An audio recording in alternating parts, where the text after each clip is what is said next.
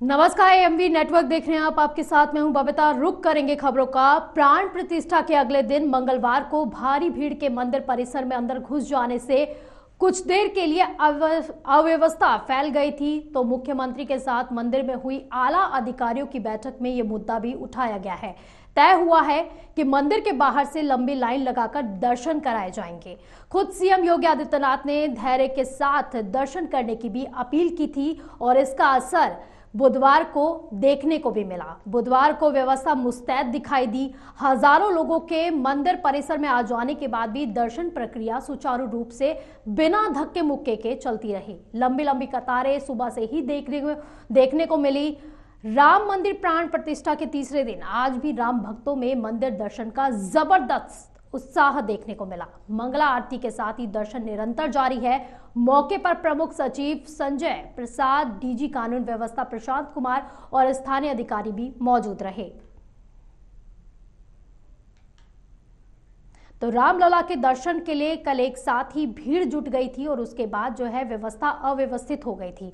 और अब इसी को लेकर सीएम योगी आदित्यनाथ ने भी लोगों से धक्का मुक्की ना करने की भी अपील की थी। लंबी लंबी कतारें अब सुबह से ही शुरू हो गई हैं। रामलला के दर्शन करने के लिए सभी लोग पहुंच रहे हैं। तो इसी बीच राम मंदिर प्राण प्रतिष्ठा के तीसरे दिन आज भी राम भक्तों में मंदिर दर्शन का जबरदस्त उत्साह भी देखने को मिला है। तो मंगला आरती के साथ ही दर्शन निरंतर जारी है।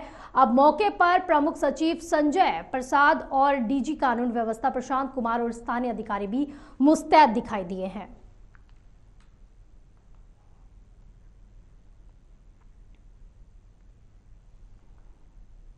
वहीं उत्तर प्रदेश की ऐसी लोकसभा सीटों पर जीत हासिल करने के लिए बीजेपी कोई भी कोर कसर नहीं छोड़ रही है। शायद यही कारण है कि बीजेपी हर दिन इलेक्शन मोड पर दिखाई देती है। उत्तर प्रदेश की 80 लोकसभा सीट पर जीत हासिल करने के लिए बीजेपी प्रदेश की प्रत्येक विधानसभा में 25 जनवरी को नव मतदाता सम्मेलन की शुरुआत करने जा रही है। बीजेपी का युवा मोर्चा प्रदेश भर में अभियान भी चला रहा है। बीजेपी 25 जनवरी को जिले में नमो मतदाता कार्यक्रम भी करने वाली है। बागेश्वर और कपकोट विधानसभा में ये कार्यक्रम भव्य तरीके से किया जाएगा और इसमें नए मतदाताओं को सम्मानित भी किया जाएगा। तो 25 जनवरी को युवाओं को जोड़ने की प्रक्रिया शुरू हो गई है।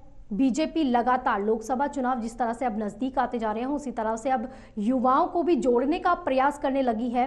तो उत्तर प्रदेश की सभी लोकसभा सीटों पर जीत हासिल करने के लिए बीजेपी ने पूरा तैयार प्लान किया है।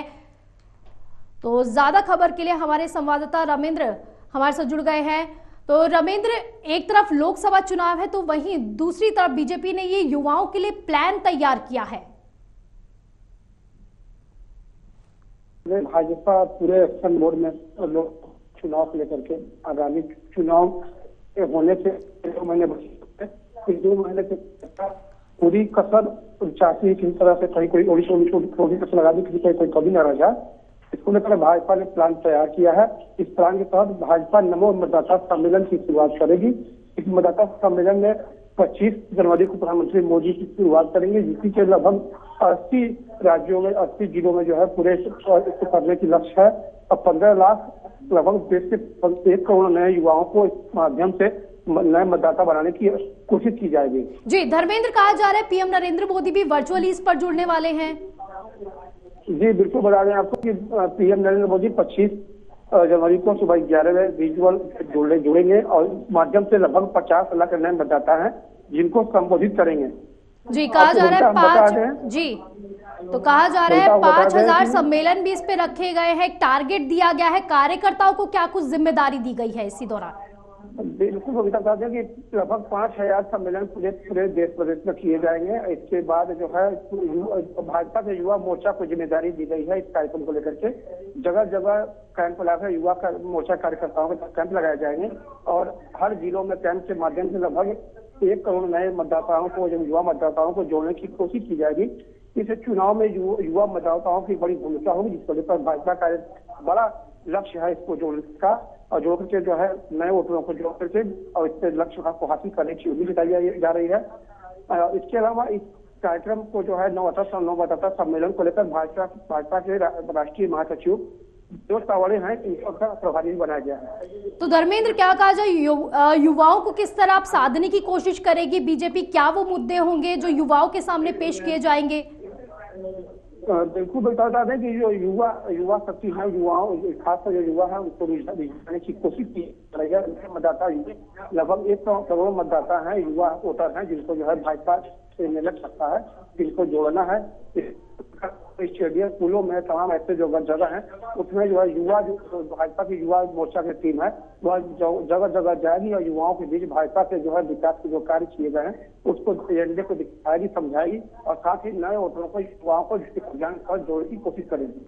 तो धर्मेंद्र, कौन कौन से बड़े चेहरे भी दिखाई देने वाले हैं? क्या कुछ जिम्मेदारियां उन्हें भी दी गई है? आपको बता दें जेपी नड्डा, राष्ट्रीय अध्यक्ष जेपी नड्डा जो है इस कार्यक्रम के जिम्मेदारी दी गई है। साथ ही में प्रभारी जो है महासचिव जो है, राष्ट्रीय महासचिव विनोद तावड़े हैं, प्रदेश युवा मोर्चा के अध्यक्ष हैं, उनको जो है पूरी जिम्मेदारी प्रदेश की दी गई है। तो सीएम योगी आदित्यनाथ किस तरह से इसको लेकर तैयारियां कर रहे हैं? क्योंकि युवा है, उनको भी साधने की कोशिश की जा रही है, कई योजनाएं भी ऐसी लाई गई है जिसमें युवाओं को साधने की कोशिश की गई है। इस समय सबसे बड़ा जो फोकस है वो युवाओं पर होने वाला है। बिल्कुल बता दें कि युवाओं को लेकर के एक बड़ी जिम्मेदारी है। भाजपा का एक फोकस प्लान युवाओं पे है, क्योंकि नए युवा वोटर जो है ऐसे हैं उनको जो भाजपा जो है उसको उस पर डाली है, निगाह रखी है। लोकसभा चुनाव में जो युवा वोटर है उनका रुझान ज्यादा होगा, उनका महत्वपूर्ण रोल होगा। इसको लेकर युवाओं पर विशेष ध्यान है और मुख्यमंत्री योगी आदित्यनाथ ने भी इससे लगातार सरकार में जो है भाजपा सरकार 80 सीटों पर लाने की कोशिश है और लगातार इसको लेकर फोकस की हुई है। पूरे प्रदेश में और जिलों में लगातार योगी सरकार इस एजेंडे को लेकर सक्रिय है और आगामी चुनाव को लेकर के सक्रियता दिखाते हुए लगातार अभियान चला रही है। चलिए, बहुत बहुत शुक्रिया धर्मेंद्र आपका इन तमाम जानकारी के लिए।